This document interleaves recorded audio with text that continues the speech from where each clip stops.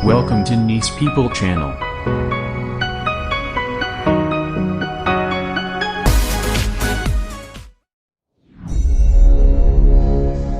Saya ada cerita sedikit tentang wajib militer, di mana dalam salah satu chapter kehidupan saya harus berada di Israel selama beberapa bulan yang cukup menggugah banyak sisi nasionalisme saya. Jangan melihat dari Yahudi yang dikatakan oleh pemahaman beberapa ahli agama sebagai musuh Islam, di mana di sisi lain agama itu seharusnya tidak punya musuh. Yang punya musuh adalah orang yang mengaku beragama. Itu kata pemahaman-pemahaman yang saya kurang pandai dalam urusan hal itu. Balik ke topik, berada di Israel sebagai manusia atau humankind, homo sapiens, satu spesies kita ini, dan yang beda hanya nation state atau negara bangsa. Israel seperti halnya Singapura, negara kecil minoritas berada di keliling negara besar, baik secara populasi maupun sumber daya alamnya. Israel dan Singapura itu negara yang sangat tidak punya apa-apa, namun faktanya keduanya menjadi negara kaya. Keduanya punya kesamaan, ada wajib militer. Di Singapura 2 tahun, di Israel 3 tahun. Kembali ke Israel, anak-anak mudanya sangat kreatif. Itulah impresi sewaktu beberapa kali bertemu dan berdiskusi dengan mereka di kafe, di meja makan. Semuanya kalau berbicara selalu menomorsatukan negaranya. Di Israel sendiri warganya ada yang Kristen, Islam, Davidian atau agamanya Nabi Daud, pastinya Yahudi, dan ras atau sukunya juga beragam. Jadi Israel sebagai nation,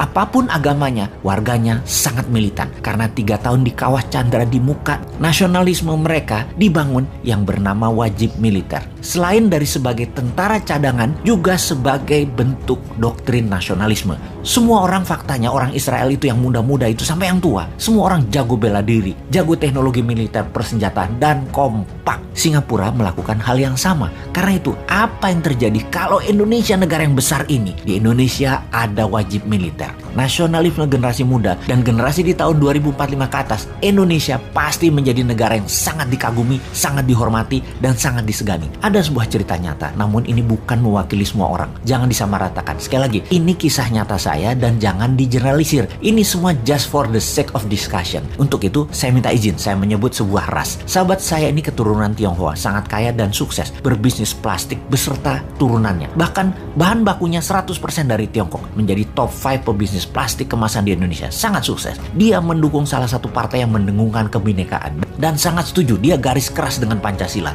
Lalu suatu hari saya lagi makan malam, saya yang dianggapnya berseberangan dalam pandangan politik, di mana dia sangat memuja pejabat-pejabat sekarang yang menjabat karena beberapa mitra bisnisnya yang menjabat itu. Dia mulai bertanya, kalau lu konsep bernegaranya kan beda nih sama yang sekarang, apa yang lu lakukan kalau ada kesempatan mendapat mandat? Saya menjawab setelah menyelesaikan kunyahan makan malam itu dengan berkata, saya akan adakan wajib militer di Indonesia. Anak lu wajib militer 2 tahun tinggal di Barak. Anjrit, dia tersendak. Waduh, lu bener-bener dah konsepnya. Gue bisa pindah ke Singapura kalau kayak gitu, bro. Gue baru ngeh lu bilang begitu, karena gue itu kan individualistik. Istilahnya warga dunia deh, world citizen. Kemana ada cuan, ya gue ikut. Kalau lu buat wajib militer, ya mendadak anak turunan gue jadi pada nasionalis. Uang dan bisnis gue jadi di Indonesia doang. Ah, lu gila. Saya lanjutkan. Dasar globalis lu, ngaku-ngaku NKRI, sok-sok teriak kebinekaan. Gue tantang wajib militer ke anak turunan lu jiper.